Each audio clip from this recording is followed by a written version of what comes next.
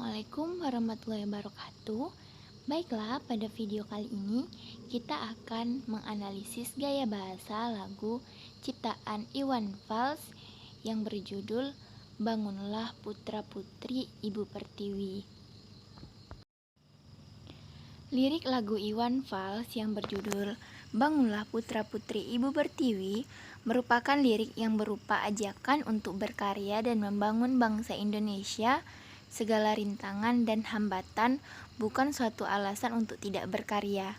Selain itu, lirik ini menyerukan bahwa yang diperlukan dalam membangun negara Indonesia adalah suatu tindakan nyata tanpa perlu banyak.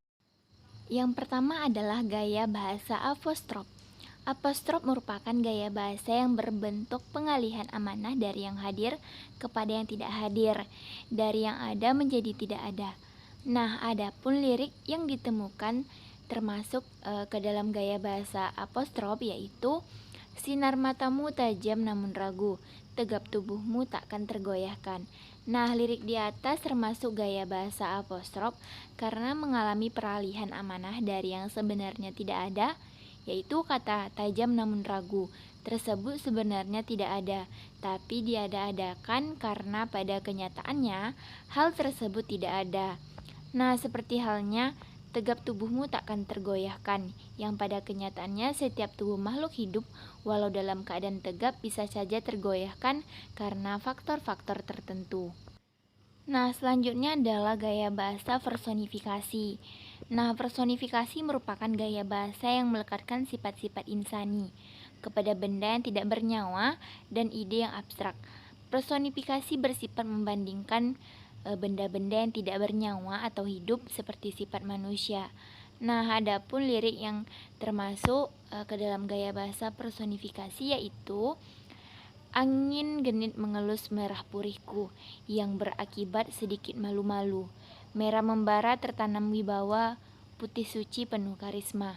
Nah, pada bait di atas termasuk gaya bahasa personifikasi karena melekatkan sifat insani kepada hal yang tidak bernyawa seperti pada kata angin, merah membara dan putih suci yang pada dasarnya tidak bernyawa, kemudian disandingkan dengan sifat-sifat manusia seperti genit mengelus, malu-malu, wibawa dan karisma.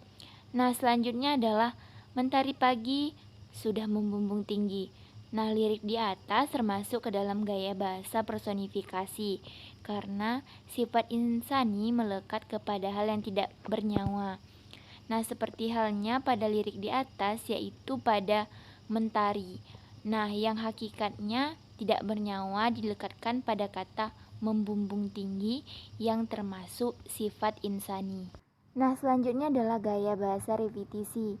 Nah, kata atau bagian kata yang dianggap penting untuk memberi tekanan pada sebuah konteks yang sesuai.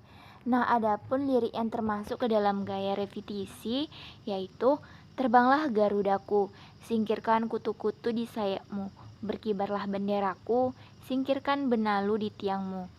Nah, bait di atas termasuk ke dalam gaya bahasa repetisi karena mengalami perulangan bunyi suku kata dan kata pada kata yang dianggap penting untuk memberi penekanan pada sebuah konteks yang sesuai. Nah, baris yang kedua, singkirkan kutu-kutu di sayapmu dengan baris keempat, singkirkan benalu di tiangmu, mengalami perubahan kata pertamanya, yaitu kata singkirkan serta perulangan suku kata lah, kan, ku, dan katamu sebanyak 2 kali dalam lirik tersebut. Nah, Garuda bukan burung perkutut, Sang Saka bukan sandang pembalut, Pancasila itu bukan rumus kode buntut yang hanya berisi harapan, yang hanya berisi hayalan. Nah, baik di atas termasuk ke dalam gaya bahasa repetisi karena mengalami perulangan bunyi, kosakata, kata, kalimat yang dianggap penting untuk memberi penekanan pada sebuah konteks yang sesuai. Seperti pada baris pertama sampai baris ketiga yang mengalami perulangan kata bukan, serta pada baris keempat dan baris kelima yang juga mengalami perulangan kalimat, yaitu yang hanya berisi, serta suku kata tut yang mengalami perulangan sebanyak 2 kali, yaitu pada baris pertama perkutut dengan baris ketiga yaitu buntut. Nah, selanjutnya adalah gaya bahasa asonansi.